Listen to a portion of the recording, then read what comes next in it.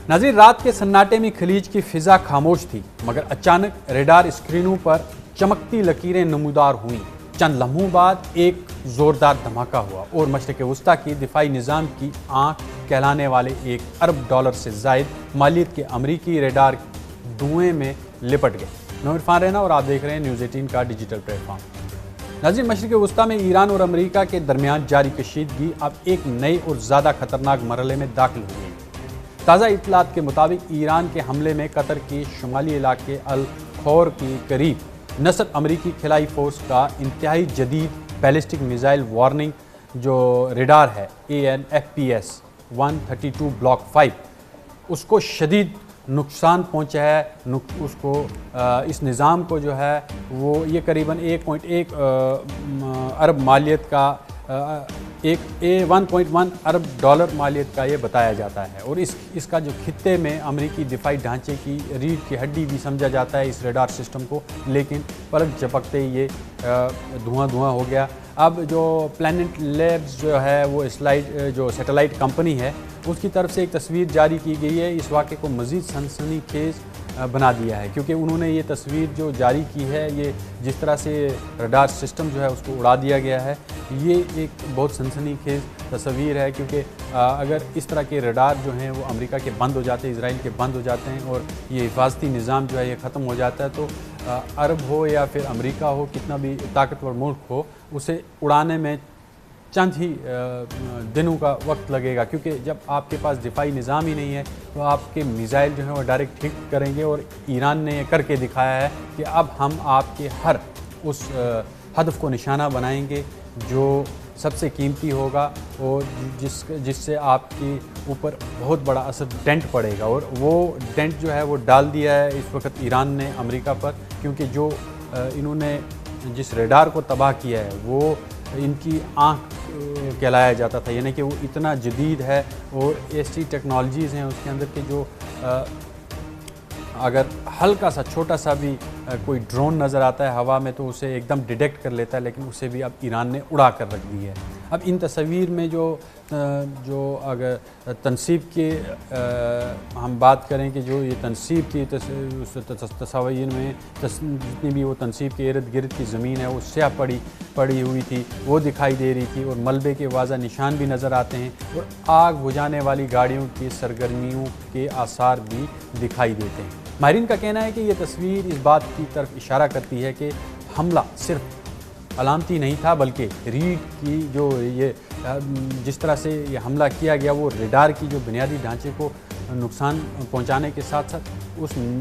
उसके साथ में जो बैटरीज लगी होती हैं उन्हें भी उड़ा दिया गया है। ईरानी पासदारान इनकलाब यानी IRGC ने इस हमले की जिम्मेदारी कबूल करते हुए इसे यानी कि ट्रू प्रॉमिस 4 ऑपरेशन का हिस्सा करार दिया। तेहरान का मौक़िफ़ है कि ये कार्रवाई अमेरिका और इजराइल की जानिब से ईरानी अस्करी और जौहरी तनसीबात पर मुबैना हमलों के जवाब में की गई है और उन्होंने कहा कि अब हम तो छोड़ेंगे ही नहीं आपको, आप जितने भी हमले कर लें, आप तो बिल्डिंगें उड़ा रहे हैं हमारी, हम आपके उन अहदाफ को निशाना बनाएंगे जो आपकी दुखती राग होंगे। और अब तो लगातार उन इक्विपमेंट्स और उन रेडार सिस्टम्स और उन जगहों को निशाना बनाया जा रहा है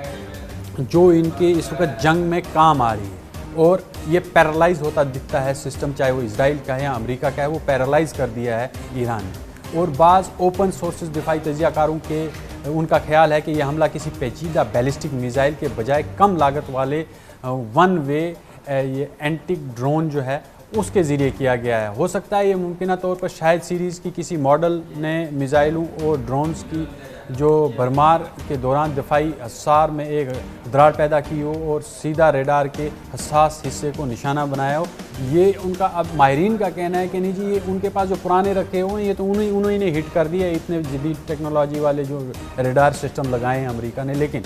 दूसरी तरफ अब वो ये भी कहते हैं कि जो ये ड्रोन्स हैं उन्होंने अगर बिराज भेजा होगा तो कोई एक सीधा आके उनके साथ टकरा गया होगा। जी नहीं, अगर वो पुरानी टेक्नोलॉजी भी है ईरान के पास भी, लेकिन वो अभी जो अमेरिका या इजराइल, अमेरिका को तो इजराइल ही इस वक्त गाइड कर रहा है कि कहाँ पर बमबारी करनी है, कहाँ नहीं करनी है। लेकिन दूसरी तरफ जो अमेरिका है वो हथियार दे रहा है, टेक्नोलॉजी है वो इसराइल को दे रहा है। इसराइल की अपनी टेक्नोलॉजी भी है, लेकिन वो तो अब रद्दी का वो ढेर बना के रख दिया है ईरान ने, क्योंकि जिस तरह से आयरन डोम को उसने फेल किया है या वहाँ पैट्रियट सिस्टम फेल हुए हैं, जो भी अमेरिका ने वहाँ पर टेक्नोलॉजी दी है, वो डेविड स्लिंग है, वो सब इस वक्त फेल हो गए हैं, क्योंकि ईरान का जो पैटर्न है बमबारी करने का वो बहुत यूनिक है, जिससे एक एरर पैदा हो जाता है इन तमाम सिस्टम्स में। उन्होंने उनकी जो असली बुनियादी रग है वो पकड़ लिया और लगातार उसी तरह से वो टारगेट करते हैं और वहाँ पर अहदाफ जो हैं वो उसको निशाना बनाते हैं, लेकिन वो बिल्कुल सटीक होता है और उसमें बचना मुश्किल हो जाता है, क्योंकि वहाँ पे रेडार सिस्टम में जो है उनमें एरर पैदा हो जाता है। यहाँ सवाल पैदा होता है क्या कि आखिर AN/FPS 132 इतना अहम क्यों है। दरअसल ये दुनिया की इन चंद रेडार निज़ामों में शामिल है जो हज़ारों किलोमीटर दूर से आने वाले बैलिस्टिक मिसाइलों का सुराग लगा सकते हैं। ये रेडार तकरीबन 5000 किलोमीटर तक मिसाइलों को पकड़ने की सलाहियत और UHF बैंड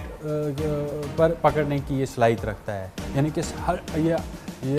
अल्ट्रा हाई होता है इसकी फ्रिक्वेंसीज, अल्ट्रा हाई फ्रिक्वेंसी पर ये इसकी बैंड वेडिथ होती है और ये उस बैंड वेडिथ पर एकदम से पकड़ लेता है। लेकिन आप ये खुद सोचें कि ये इस निज़ाम को भी नाकारा कर दिया ईरान ने और एक अपने पुराने ड्रोन मारकर इसे ये ख़त्म कर दिया। अब ये निज़ाम जो है ये 3 बड़े ये फेज्ड एरे रेडार फेज के ज़रिए होता है। ये 360 डिग्री निगरानी फ्राहम करता है, जिसे हम ये कहेंगे कि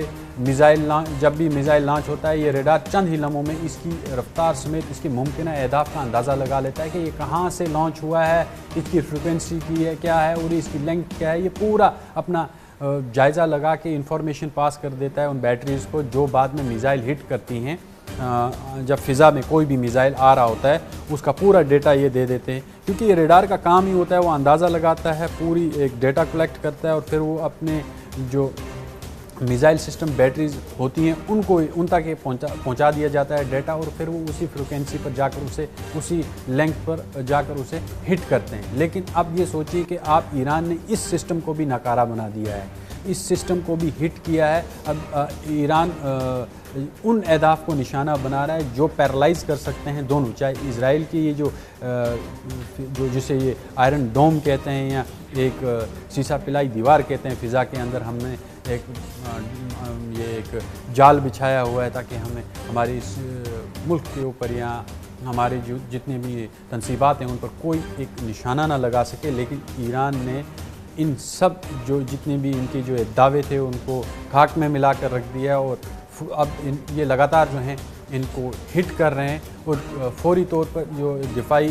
जो निज़ाम है इनको ये अलर्ट करने वाला जो है ये डेटा जो ये भेजने वाले जो सिस्टम है इनको नाकारा कर दिया है। अब यही डेटा जो है अमेरिकी और इत्तेहादी दिफाई निज़ाम जिसे थाड कहते हैं और पैट्रियट तक पहुंचता है। ये जो रेडार जब डिटेक्ट करता है जो मिसाइलों को फ़िज़ा में ही तबाह करने की कोशिश करते हैं। दूसरे लफ्ज़ों में अगर हम ये रेडार की आँख कहते हैं इसे, तो ये पैट्रियट और थाड इसके हाथ जो है ये पूरा डेटा लगता है। अगर आँख को नुकसान पहुँचे तो दिफाई रद्द-ए-अमल सुस्त हो जाता है, क्योंकि ये इसकी आई होता है और आई को अगर नुकसान पहुंचाए तो फिर वो सिस्टम अंधा हो जाता है, वो कहीं पर भी फायर कर सकता है। अगर उसके पास डेटा ना पहुंचे तो वो फायर ही नहीं करेगा, वो निज़ाम नाकारा हो जाएगा। ये निज़ाम सिर्फ मिसाइलों तक महदूद नहीं बल्कि खिलाई निगरानी में भी ये एक अहम किरदार अदा करता है। ये जो निज़ाम पूरी निगरानी करता है, कहाँ पर क्या चीज़ कोई भी आसमान में अगर हरकत होती है तो ये उसको एकदम से डिटेक्ट कर लेता है। अब ये ज़मीन की मदद में घूमने वाले सैटेलाइट और खिलाई मलबे की भी निगरानी करता है, जिसे स्पेस सर्विलेंस यानी अमेरिका में जो अमेरिकी जो है स्पेस सर्विलेंस नेटवर्क को ये डेटा फराहम करता है। इसके लिए ये दिफाई माहिरीन इसे महज एक रेडार नहीं बल्कि स्ट्रेटेजिक सेंसर प्लेटफॉर्म करार देते हैं।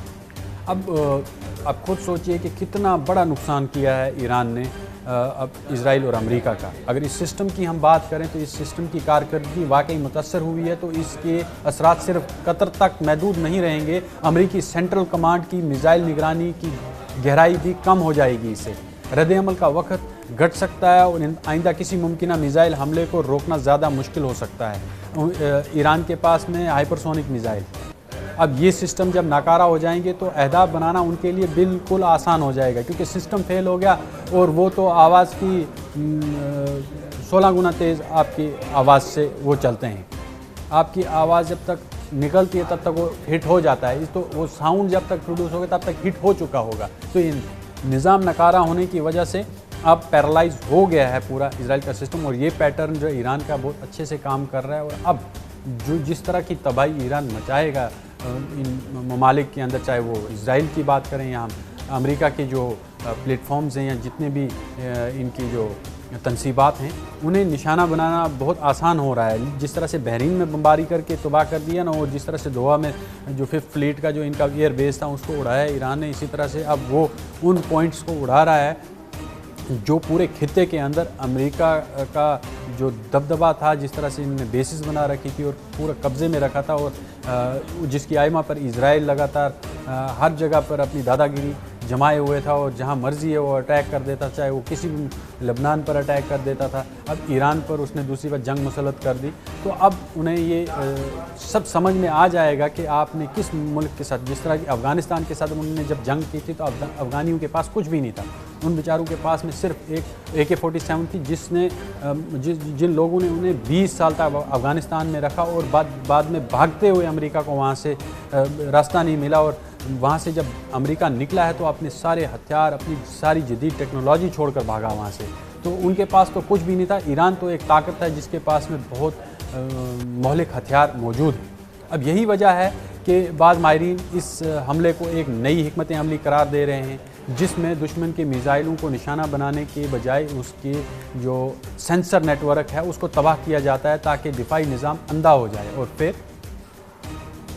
जितने भी उनके अहदाफ हैं उनको निशाना बनाना बहुत आसान हो जाएगा ईरान के लिए। इसी दौरान खलीज में एक और बड़ा बहरान भी सर उठा रहा है। इतलात के मुताबिक तकरीबन 200 तेल बर्दार जो टैंकर हैं वो आबनाए हुर्मुज़ में फंस गए, क्योंकि बढ़ती हुई कशीदगी के बायस बहरी आमदरफ्त शदीद मुतासर हुई है। ईरान का दावा है कि इस अहम समुद्री जो गुज़रगाह है इस पर मुकम्मल कंट्रोल हासिल है ईरान का। अगर सूरत हाल मज़ीद बिगड़ जाती है तो दुनिया की तवानाई सप्लाई, खलीजी मईशतें और आलमी तेल की जो मंडियां हैं वो शदीद झटके का शिकार हो जाएंगी, क्योंकि वहाँ पर बहुत बड़ा बहरान पैदा हो जाएगा। ये वाक़ा सिर्फ एक फ़ौजी तनसीब पर हमला नहीं है, बल्कि ताकत का एक बड़ा खेल भी है, क्योंकि ये उसका भी एक हिस्सा है। अगर वाकई ये एक निस्बतन सस्ता ड्रोन या मिसाइल अरबों डॉलर के स्ट्रेटजिक रडार को नुकसान पहुंचा सकता है, तो ये जदीद जंग है उसके तवाज़ुन को बदलने वाली हकीकत भी बन सकता है। और यही वो लम्हा है जहां मशरिक़ वुस्ता की जंग सिर्फ मिसाइलों की नहीं, बल्कि टेक्नोलॉजी, सेंसर और जो मालूमात है उसकी जंग भी बनती जा रही है। और जिस तरह से ईरान ने इतने बड़े और जदीद निज़ाम को हिट किया है और तबाह किया है, इससे अब कहानी जो है वो पलटती नज़र आ रही है। ईरान जो है वो अब अपनी सलाहियत दिखाना शुरू कर रहा है। जिस तरह से अभी तो ईरान का ये भी कहना है कि उन्होंने ऐसा पुराना मवाद ही यूज़ किया है, जितना भी उन्होंने मटेरियल यूज़ किया है, अभी जितने भी मिसाइल यूज़ किए हैं, ड्रोन यूज़ किए हैं, वो पुरानी टेक्नोलॉजी के हैं और हम अभी वही यूज़ कर रहे हैं। और ये भी एक स्ट्रेटजी का हिस्सा है कि इनके जितने भी सिस्टम्स हैं, जो फ़िज़ाई दिफाई निज़ाम है, इसको पैरालाइज़ कर दिया जाए, इसको थका दिया जाए, और उसके बाद में फिर वो अपने मौलिक हथियारों का इस्तेमाल करना जब शुरू करेंगे तो तबाही 4 से 10 गुना ज़्यादा होगी।